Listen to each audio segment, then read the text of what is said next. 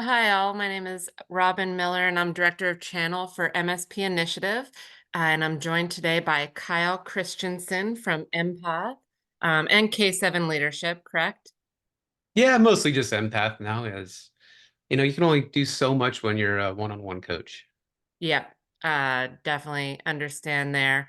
But yeah, I'd love to dive in and chat a little bit more about Empath and your channel journey. But first, I wanted to chat quick about some housekeeping items. We're busy here at MSP Initiative. We've got lots going on that's starting in just a couple weeks. We've got our Enable Empower after party. We're the official after party for Enable Empower, and it's just, you know, coincidence that I'm drinking out of my Enable cup. But that's going to be a great party. It's on the 26th in Frisco, and as always, MSP Initiative brings the fun.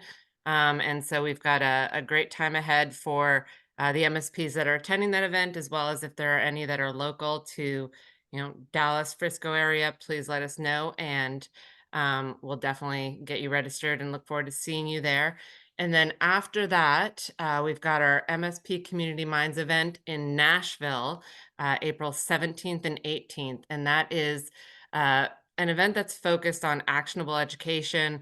It's a mix of panels and workshops, and we're covering every aspect of an MSP's operation from legal to finance, customer success, sales and marketing, security. And so it's definitely a great event to attend if you're able to, if you're local to Tennessee or surrounding states, or even if you want to come further than that, we'd love to have you. And after that, we've got all the typical community block parties and busy for the remainder of 2024. Seems like we're always busy and always somewhere. And speaking of that, just came back from Rite of Boom in Las Vegas, which it was my first Rite of Boom conference, so I was excited to check it out. And I saw Kyle there, even though it was just in passing multiple times.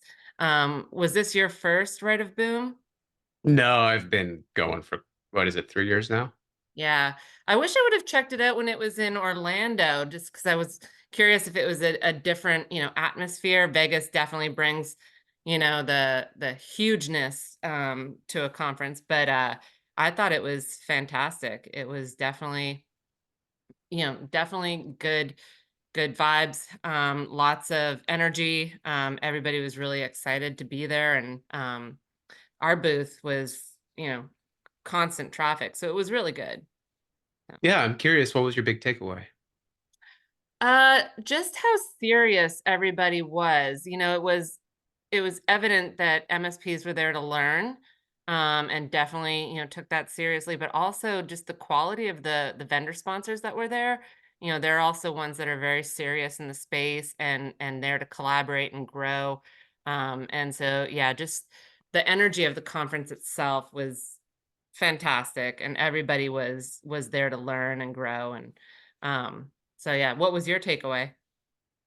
My big takeaway really was, I think as MSPs, we get onslaughted from a vendor marketplace, right? There's so many competing endpoints and widgets and gadgets.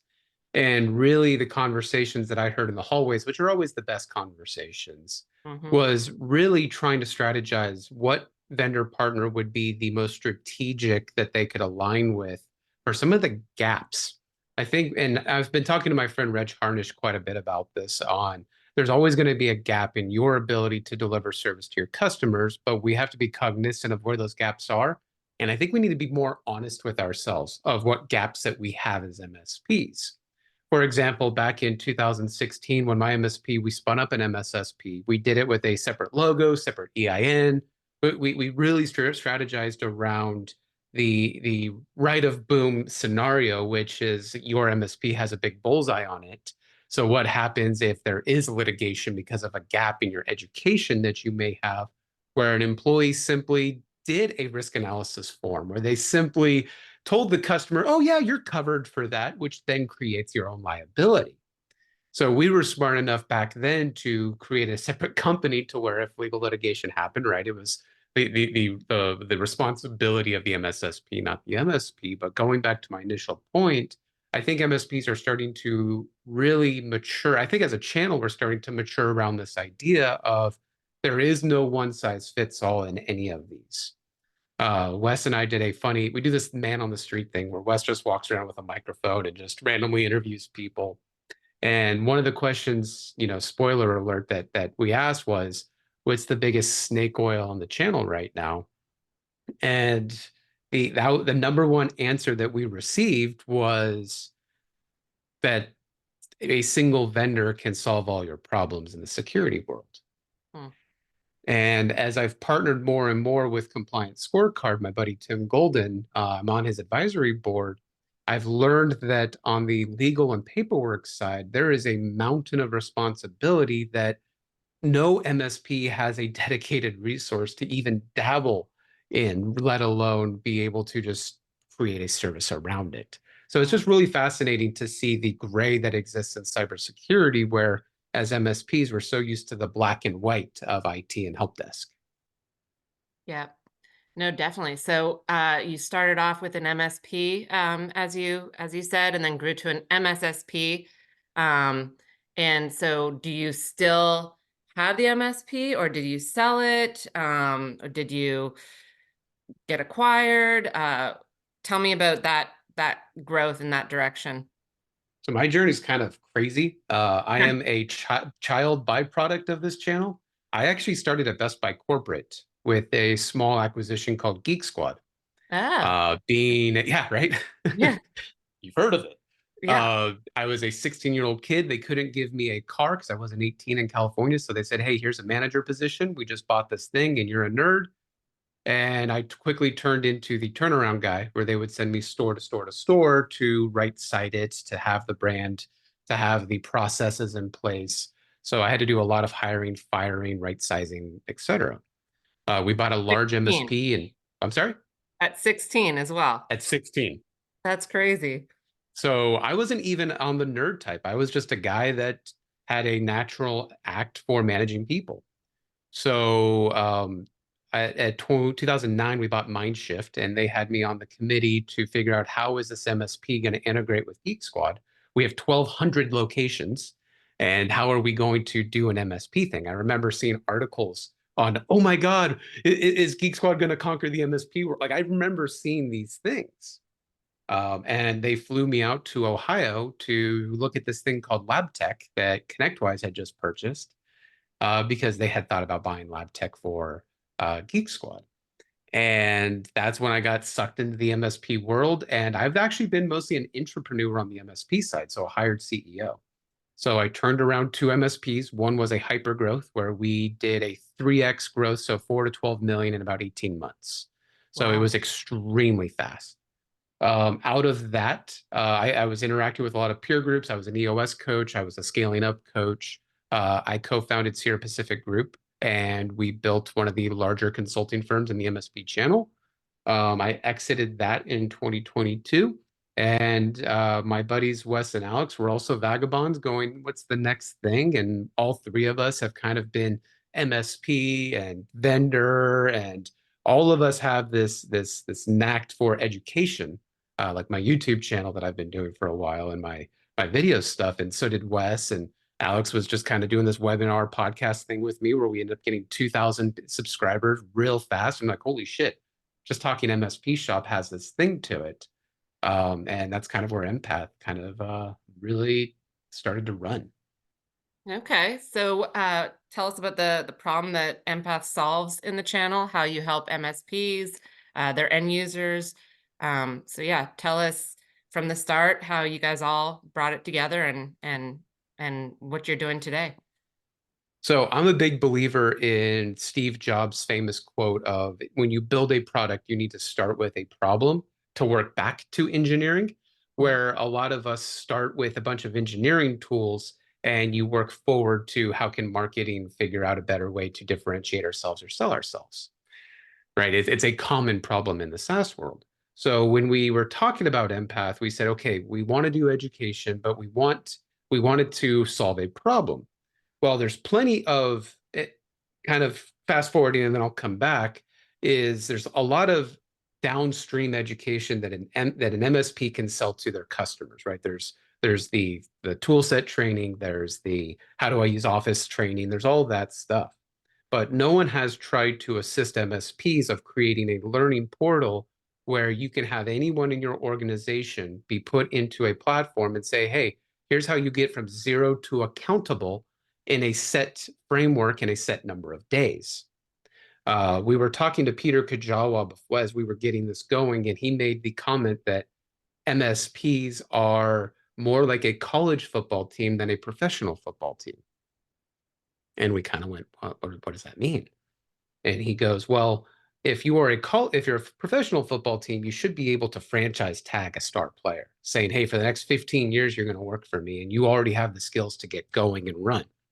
However, most MSPs don't have the budget to go hire someone from Microsoft or CrowdStrike, right? We don't have $150,000 a year to drop on a help desk engineer, and Mhm. let alone your customers don't have the budget to pay for a team of resources that could afford you a stable of $150,000 engineers. It's a two-sided problem. So we need the ability in 4 years, like a college football team, to take somebody from just having the want and desire to branch into technology and IT and cybersecurity, and in 4 years get them to be a championship player, but then recognize that they're going to leave us. Hmm. And Sean Walsh used the term MSP, or talent factory. And we really grasped with this idea of we need systems that can get someone from zero to accountable as fast as possible. That way they can start to service our customers. But beyond that, after zero to accountable, what is accountable to the next position in their career path? So it's the idea of accountable education.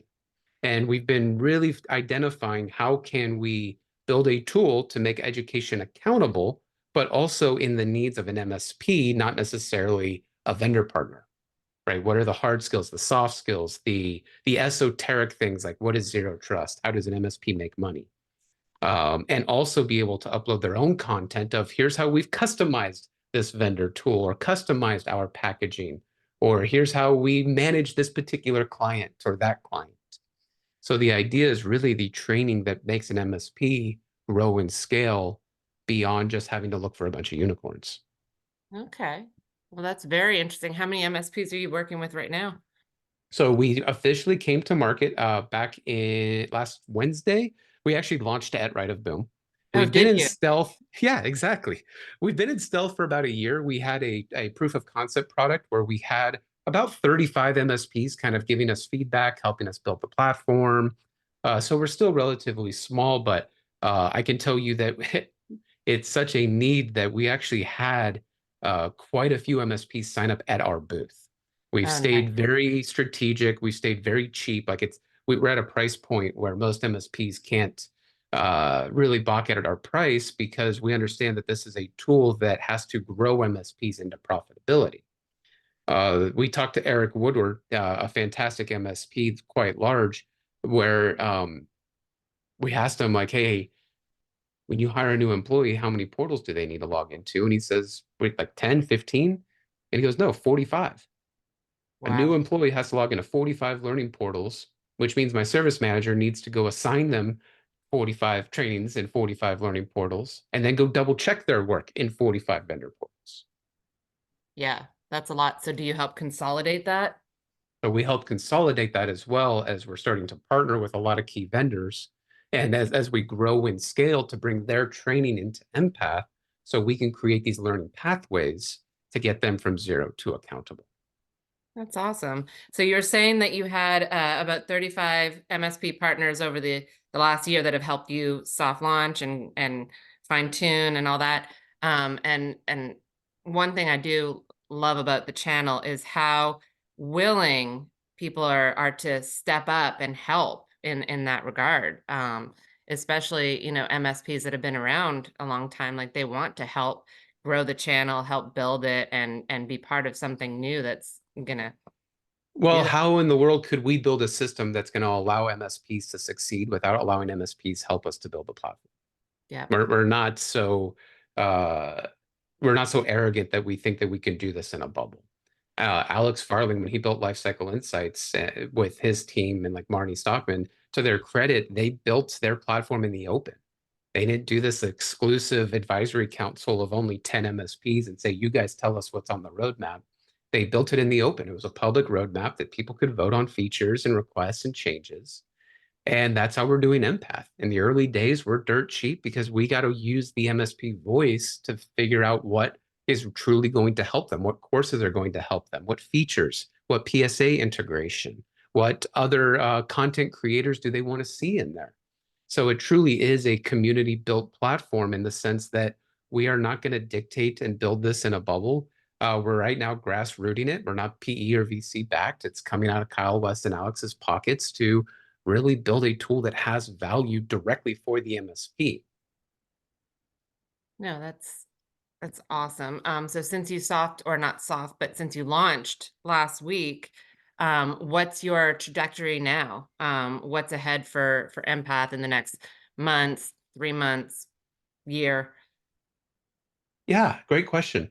A lot of it is just your standard bug squashing, get the platform stable, get some people in there so that we can start getting feedback. So we're doing a weekly webinar with our community to go, hey, what content do you want to see? We're producing about 7 to 8 courses a month right now as kind of our assembly line. But the big thing with Empath as well is we're not the only ones making courses because we're not going to be a content company. We're an enablement. Mm, We're going, hey, how can we train MSPs to make their own lessons? Because I can make lessons for them all day long, but they won't have as much value as the MSP making those lessons that they can put somewhere yeah, and then start having their team learn. Like I yeah, and remember have when it I ran my customized. MSP, go ahead. Oh, and just have it customized for their specific company. And yeah, Yeah, sorry, I didn't mean exactly. to interrupt. Right. No. It's a amazing discussion because uh, as an MSP, there's so much that you need to teach your team on how you've customized your MSP that Mhm. there is not a single vendor in the world or education company in the world that can teach that stuff. So it's how do we enable a platform to easily upload and assign that will make the difference for those MSPs that want consistent training. So every tier one engineer in your company took the same courses and training. And we're not just the tech side, we're the finance side, the sales side, the leadership side. So it's truly multilateral. And are you guys looking to grow your company itself too, like hire different positions within the next year? If so, anything coming up quickest that you're looking for? There's so many people in the channel right now that are So looking. heavily right now is development. So we're bringing on a lot of the developers so we can completely own our roadmap, our code, all of that good stuff. So we're bringing on the right people that understand our mission and our vision of truly accountable education. Beyond that, it's going to be um, more on the growth enablement stuff, so the account management, the business development, because we truly want to have that user voice, and the only way we can have that user voice is if someone owns it. Yeah. And from there, obviously, it'll be the typical SaaS, start bringing in more sales, a product officer, a chief technology officer, all those types of things. And so right now, all the training content is you and Wes and the team that you've currently got. Do you have any MSPs that are starting to customize their content? Yep, we have most of our MSPs that are in the platform are uploading their own stuff. They've recognized that, hey, building lessons and courses is not that hard. Use a tool like Microsoft Stream or Loom, and you can easily record yourself and your screen in a couple minutes. And we have some MSPs using it like as a video knowledge base, where let me just take a 3-minute video of how to do something, put it into Empath, and then put it into a learning pathway for whatever role that fits into.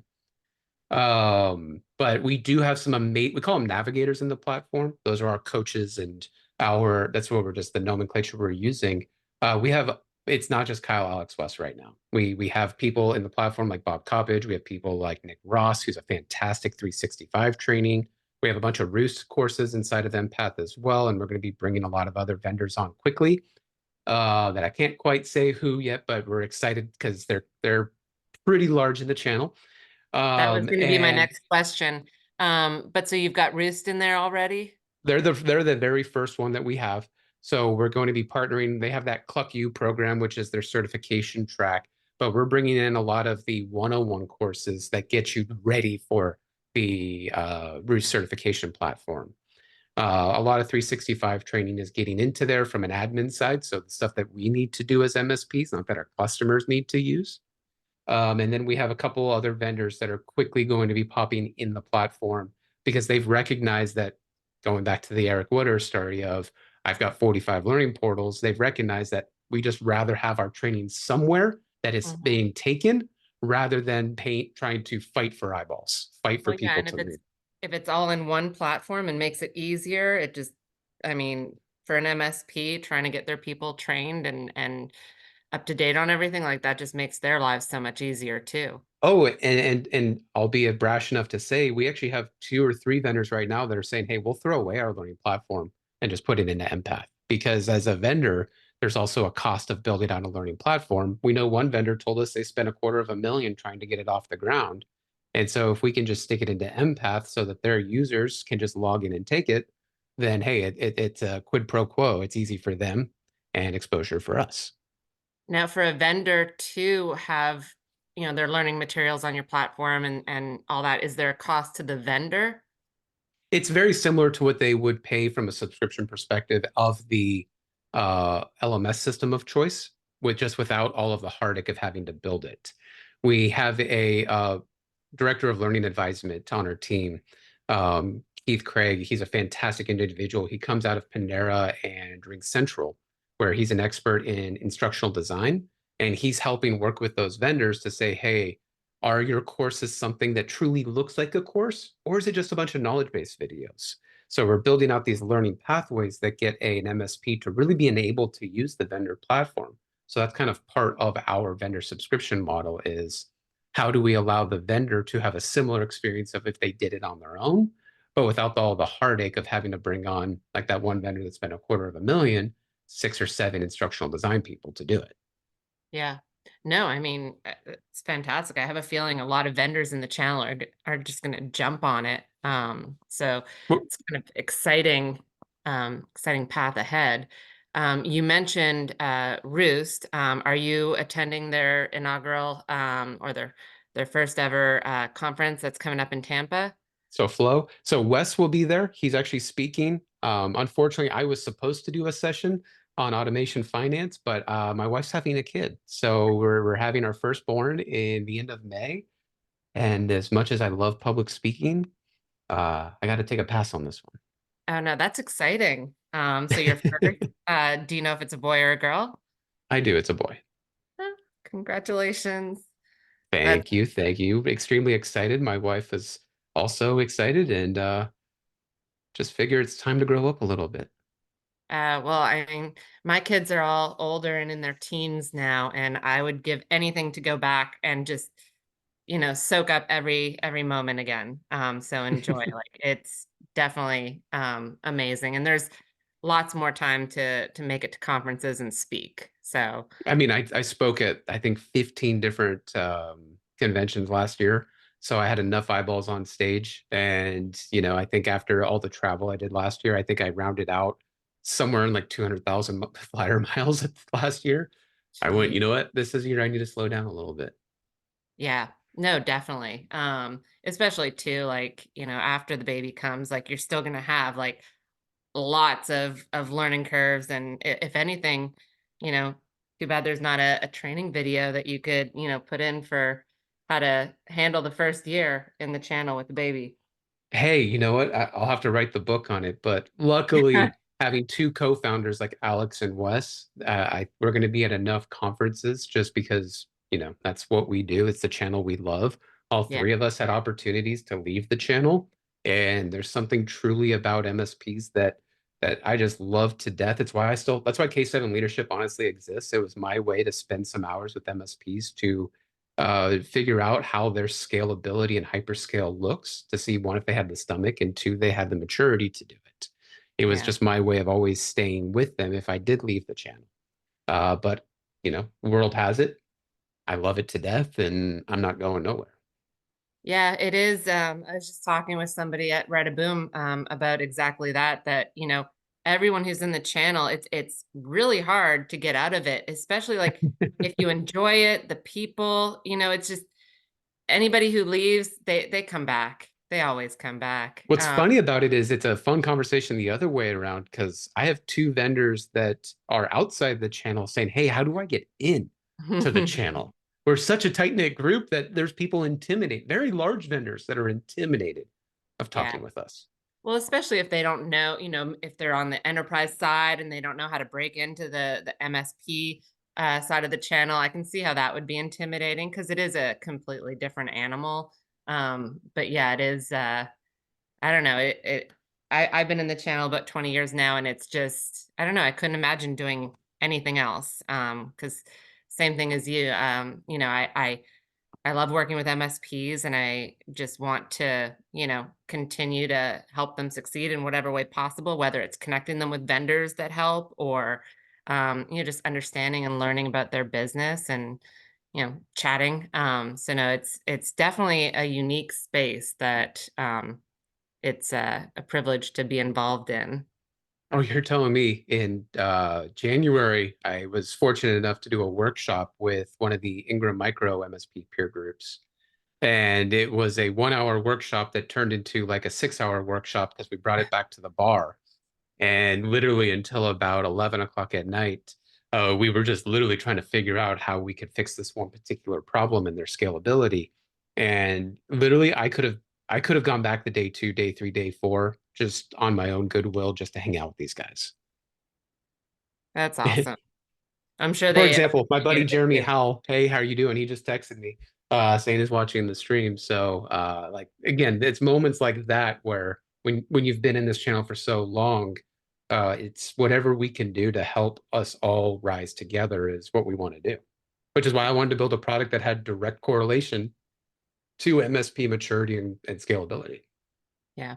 No, that's fantastic. I'm pretty excited. I want to get into your platform and play around with it and, just see how easy it is to use and do all that. So, You know what's uh, beautiful? It's so easy to use. You don't even have to talk to us to buy it. You can literally go to the platform and click sign up, 1 seat, 12 seats, 15 seats. I don't care. The pricing and the accessibility is so transparent. We've heard MSPs say it time and time again. Why do I need to talk to a sales bro and be locked into a contract just to try your platform? We said, screw it. Log in, use it, fire us. Tell us why you fire us is the only thing I ask because this is really built to help everybody. are you at a position right now where you could share your screen and show us a little bit of it?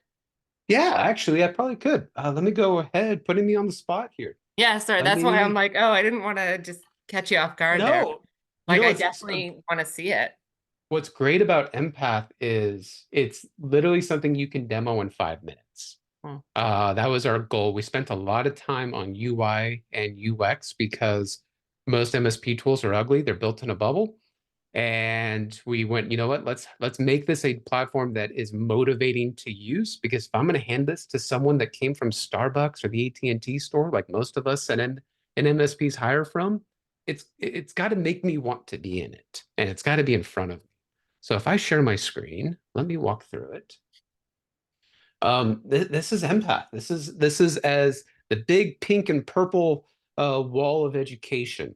It's so Um, aesthetically pleasing too. I love the purple. Funny anecdote about that is when we were building this, Wes and I, a lot of our personal brandings use purple, obviously the purple mic, the purple wall. And Alex goes, well, as long as the platform's not pink and purple, I'm okay with purple being our mascot color. Sorry, Alex. So this is the dashboard. This is Empath as you log in as a user to where you get that gamification, that PlayStation feel, to where you're able to kind of see your stats, the gamification, the trophies that I have in my MSP, as well as the learning pathways and courses that I've been working on and I'm assigned to. So you're able to kind of navigate throughout this system and say, hey, I've been assigned this intro to cyber matrix. I should probably get on this because my boss said, hey, I should take a look at this. And again, it's very YouTubey. We wanted to build this something that was attainable from the generation of tomorrow. And the one thing that I struggled with at my MSP is I would hand them a platform system like a Udemy or a Pluralsight And they go, boss, there's 1,000 courses in here. Where do I start? And what is applicable to my job role? And I would notice that my service managers or my operations director would assign like technical courses to my finance team and sales courses to my MSP, my ops team. And I'd be like, this doesn't make sense. So we wanted an ability to create what we call learning pathways that are customizable by the MSP to go, hey, this is a new to cybersecurity course, but this could say tier one engineer training. This could say VCIO training. These are all customizable and creatable by a user of the platform. So I'm able to then go, okay, this is new to cybersecurity. Here's all the courses that I've been assigned to, and I need to take on my learning journey.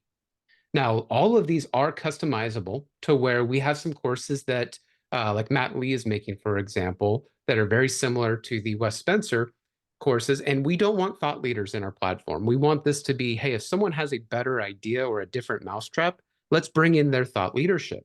So if I don't like this Wes Spencer guy, I can easily close this out and I can add any lesson to this learning journey.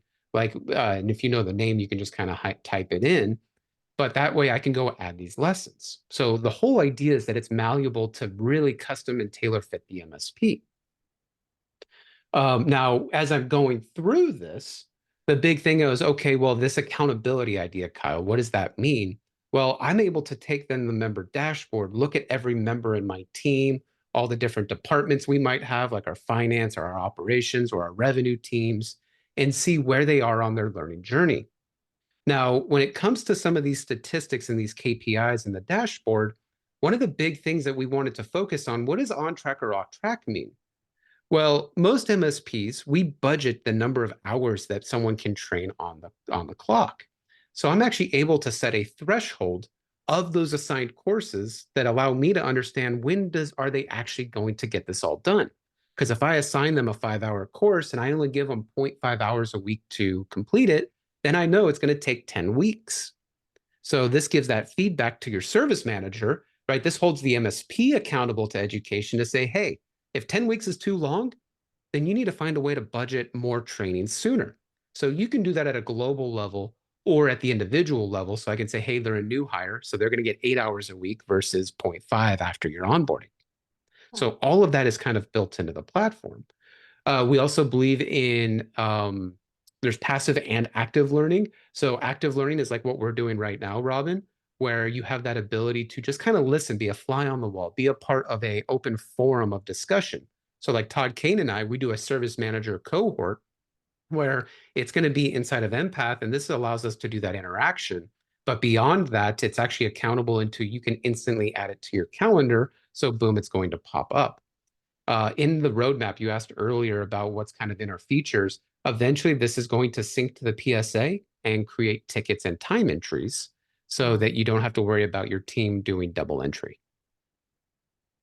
Last but not least, the last thing I'll show is all of this is 100% configurable for the MSP. So they can go in here and create lessons at their will to where, oops, I clicked too fast.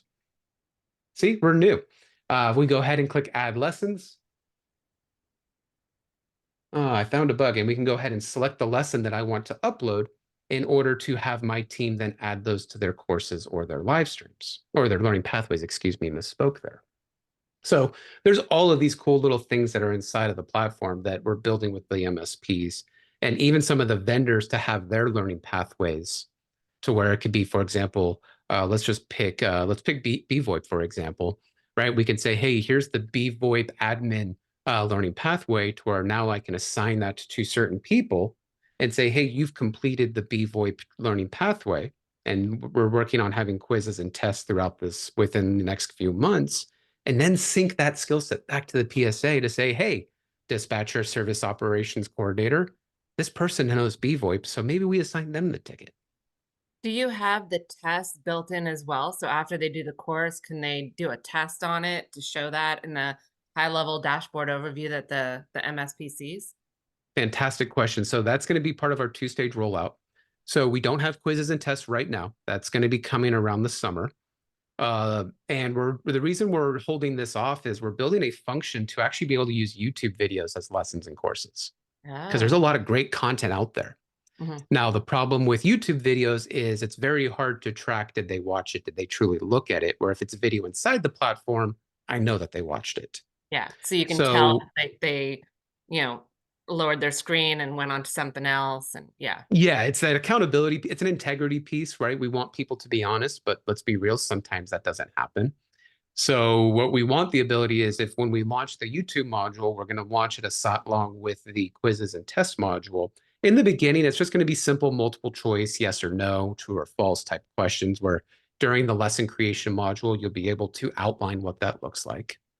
But in a future iteration, we're actually going to take the transcript of these videos and lessons and use a large language model to create the tests and quizzes to where you're Mm, actually going to be tested in a conversational way rather than just a multiple choice way. So okay, that'll yeah, be kind of the two phases of quizzes and tests. yeah, that's a great idea.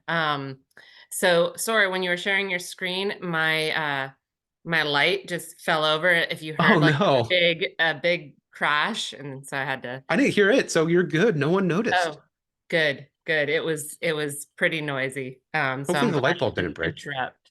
Pardon me? Hopefully the light bulb didn't break. It did Oh, half of the ring light. I mean, it's like a $30 one from Amazon, so I'm not too worried. And I bet you if I just hit it a couple times, it'll fix. yeah, So probably. If yeah, not, I'm sure we can order another one for you. I don't have the nice lighting setup that you have. And Wes, I'd been telling him for years that I just his camera, lighting, everything that he has, like it's just phenomenal. So definitely envious there. So I've got to up my game. It's an iterative improvement stage. Wes and I always talk about you'll never go from 0 to 100 with building out your home studio. It's you got to buy one thing at a time. Like now I'm at the point where I probably have $1,000 in lights in my office. But right, I bought one every other month, and over a few years, you start to hoard it all. Now, one But thing I will mention is we're not going to ever be the accreditors of certification. What does that mean? For like CompTIA, for example, some of their Trustmark certifications that they're working on. We're going to build the learning pathways to say, hey, Empath has certified that you are able now to go take that course with CompTIA. And we're working on what that looks like as a single pane of glass experience.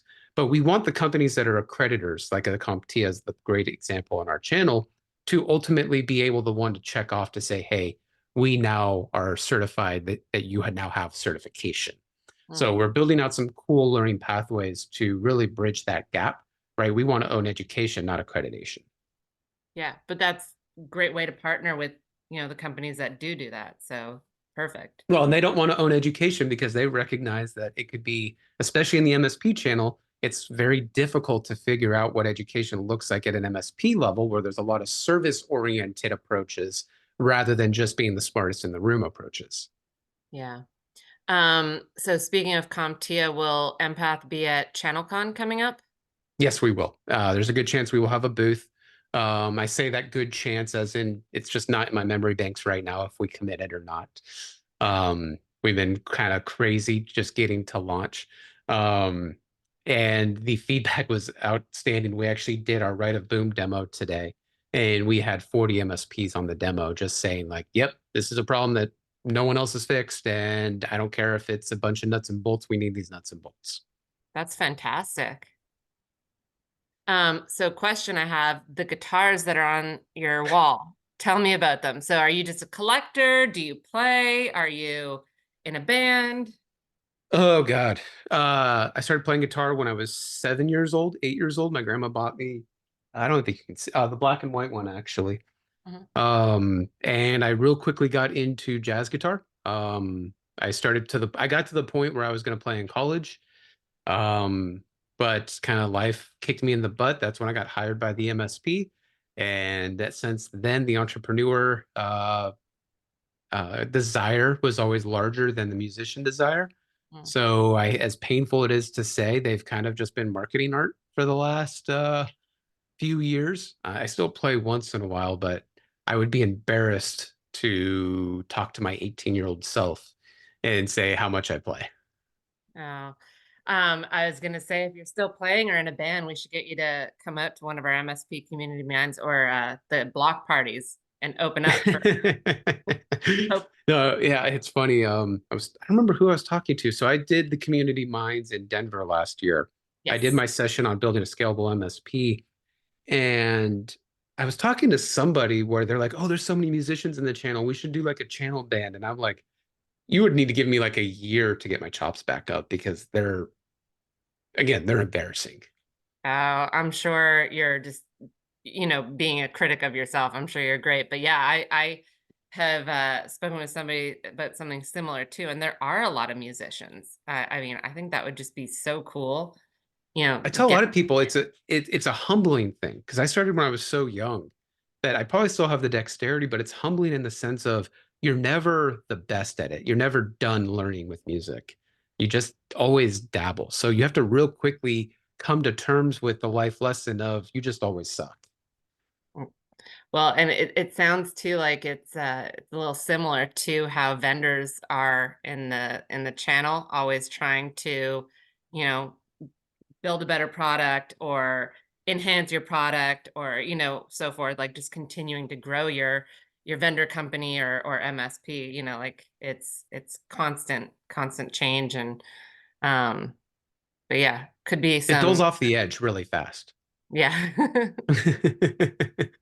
Um, sounds like you guys have a lot of exciting stuff going on in the next 6 months. N- Not just the baby, aside, but just yeah, like definitely exciting news for Empath. As you guys just keep rolling out new features and um just everything. So It's a whirlwind. It's to the point where the feedback has been so crazy that we've decided, hey, let's keep bootstrapping this. Let's not take private equity or venture capital money, but let's get the developers on board as fast as possible because MSPs, as we love and know them, they're also nerds at heart. So they're going to want features quick and fast and new buttons and new abilities, and they're going to find bugs faster than we do, but they're going to be proud to tell us that they found the bug.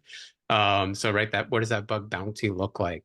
So we're developing in the open, right? The neat thing about how we're doing this is we're so transparent that we don't mind showing our roadmap on our website. We don't mind talking about what doesn't work and what's coming. What I don't want to do is say, hey, what's coming in 3 years, because then that just makes everyone angsty. And we know some vendors out there that all they do is talk about what's in their roadmap 3 years down the road, not next week. well, and so much is Um, going to change between now and 3 years from now. So, forecasting that Oh, out is completely. yeah. And you were starting to see a strong presence of consulting coming back in the MSP channel. So how do we stay nimble and flexible enough to start coaching out some of these new revenue avenues that MSPs are starting to approach with the new way we do business? We talk a lot about this with Chris Ryan from VCIO University, where they're going to be putting all their training inside of Empath because it really is going back to what we were 20 years ago of being mostly consulting and T&M. We're starting to see hints of that, but in a way more mature manner. And to me, it's a fantastic thread to a needle to thread, thread to needle, whatever, however that saying goes. Because if there's one thing that I got exhausted about in my MSP days, it was the same message being told to everybody at the same way, which made a bunch of MSPs carbon copies of themselves.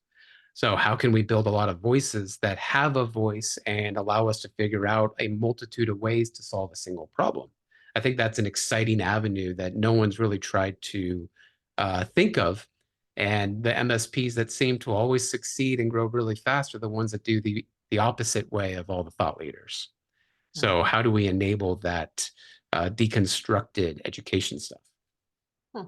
One question I did have, on your website or once an MSP is in the portal, is there a place for them to, suggest if they don't see a training that they're looking for, say, hey, I need training on this, and except for, obviously if they wanted to create it themselves, as you mentioned, but to request, a training provided by you So that's a on it. fantastic question. So we have the ability to suggest coaches to bring in like navigators again, as we call them.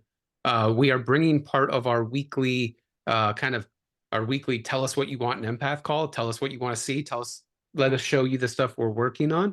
Where we are going to discuss, hey, here's what's in the roadmap for courses and content, and vendor content as well. but we don't have the ability to request it. So it would take me only a couple of clicks to build out that function in Feat form. But I appreciate you saying that because no, we do need to build that. Well, I could just imagine a lot of MSPs will be, like, "Hey, I, like, love this, but, I need this too," and you guys are in a great spot to, be able to build that out, so that would be Yeah, at this point, I know me personally, I could probably build a course every single week. So it's definitely within our function. yeah. Well, no, this is, exciting. I remember when Empath first, announced last year and, just watching and seeing how it evolved, and so it just A lot of yeah. people were like, we didn't realize you were building a tool. We just thought it was Kyle, Alex, and Wes just making noise. But we're such students of a book called Founder Brand. For anyone that's wondering what our marketing strategy is, it's by David Gearhart. It's a fantastic read. It's really about utilizing your community and your social media presence to grow your company. So the three of us have really adopted that, and it's been really fun, honestly. A lot better than my consulting and MSP days. Yeah, well, it helps that you've got a team that you love working with and a product that you believe in, so Yeah. Until the day that someone tells me it's not valuable, we're just going to keep doing it. no, I think definitely, as far as our channel and MSPs, I see a huge opportunity for you guys. And I Thank don't you. think, out of all the different vendors that are offering, cybersecurity training and awareness, like, do any that are out there have their own platform that, offers what you guys offer? It's always for the end user. It's never for the MSP. So what's funny is we're really close with the people over at Fin. And I'm also close with some of the other people that do cyber awareness training. It's just funny to think that we went straight to end user and we completely skipped the MSP in the process. And I made a joke on LinkedIn the other day, um, a kind of a poke and prod that sometimes we bogart the education, and I'll always see the MSP owners at shows and conventions, and they'll kind of make the comment of, "Oh, the content's getting dull and boring." I pushed back on one of them, and I said, "Well, is it if I was to go talk to your team, would this be dull and boring?" And they Yeah. kind of Like, had a pause for a moment. We're like, "No." Well, did you take time to train what you learned at the convention or at the conference? Well, I just don't have the time. So it's that either right now where education is just at conferences, is there a way to take some of that back and make it accountable so that your whole team can watch it? And yeah, have it trickle and down. going forward, so a lot of them will say, "Oh, I did a lunch and learn." I'm like, "Well, what happens when you hire an employee tomorrow? Yeah. Did they get to attend the lunch and learn? Put the lunch and learn in Empath and assign it to every employee that you hire." Yeah. No, that's awesome. So, Well, very cool. Well, yeah. So, Kyle, thank you so much for taking the oh. time today to chat. I'm sorry that George is in Australia and then Ken was traveling. So, you got not the B team, but the C team here. But it was a pleasure Oh no, chatting. it's been fun though. No, it has. This is my second MSP Live that I've done for them. The first one was with Amy Luby, who I've known for forever. So it was Great individual. yeah, oh, she's fantastic. But yeah, I've known her since I think 2005. So it was, very organic and we maybe talked more personal than professional. So this was a nice, jump in and actually, talking more about the channel and what Empath does and all that. So I really enjoyed it. Awesome, awesome. Well, hey, thank you for having me. You're definitely not the C team. You might be the A minus team, but you're in the A range. So yeah, this has been cool, and hopefully we will get your course into Empath here soon. Yeah, that would be fantastic. So, all right, Great. Well, thanks, Kyle. no problem, guys. Take care.